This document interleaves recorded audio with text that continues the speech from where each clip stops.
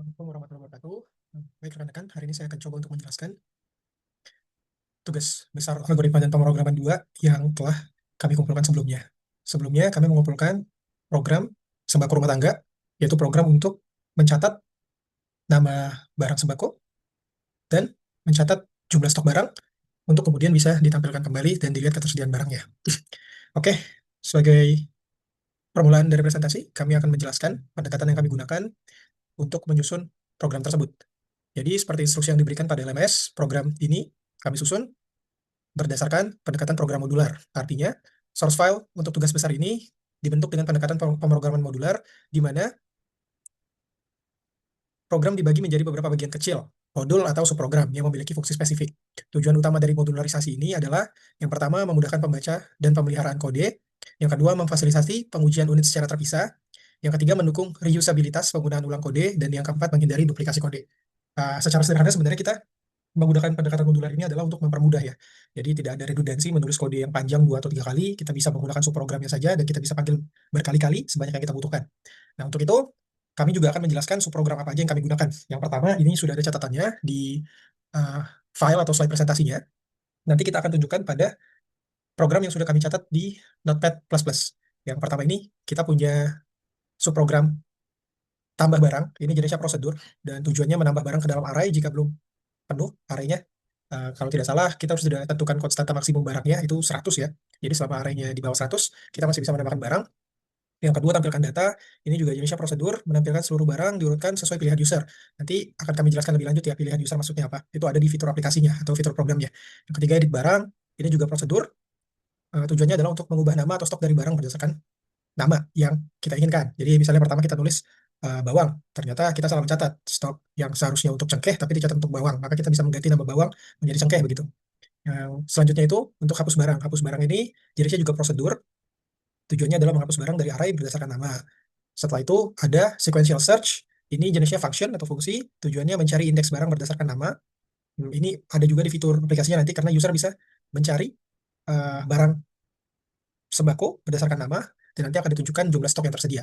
Selanjutnya selection short nama. Ini prosedur juga mengurutkan array berdasarkan nama secara alfabetik. Artinya kita mengurutkan dari yang terkecil sampai dengan terbesar dari A sampai Z.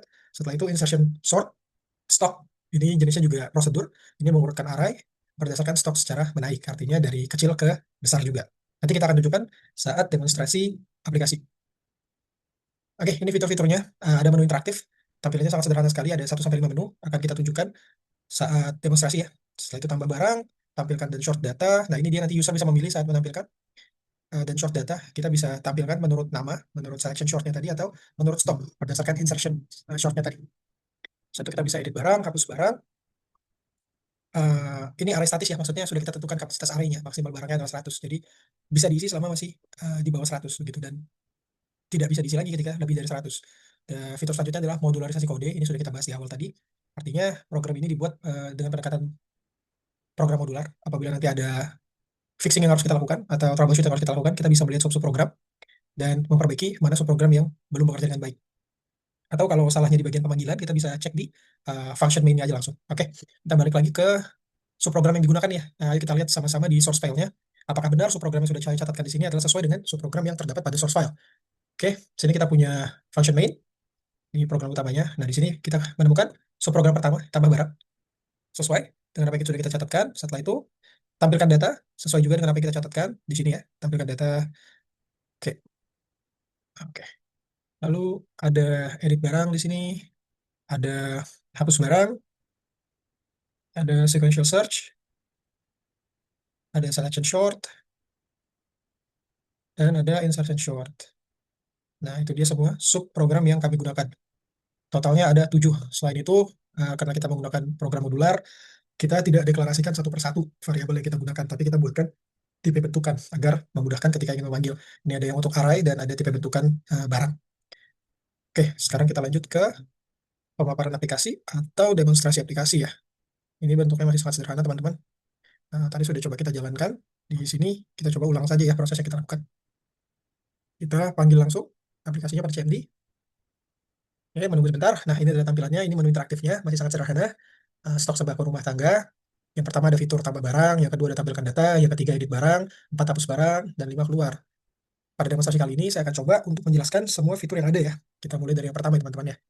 Yang pertama itu tambahkan barang. Jadi anggap kita ingin mencatat apa aja barang yang kita punya di pantry nih atau sembako-sembako yang ada di rumah tangga kita. Nah, untuk kebutuhan demonstrasi, saya contohkan hanya 3 saja ya, karena jika lebih dari 3 maka akan terlalu lama atau durasinya akan terlalu panjang. Oke, pilih menu. Kita langsung pilih pertama, tambah barang. Kita tulis nama barangnya.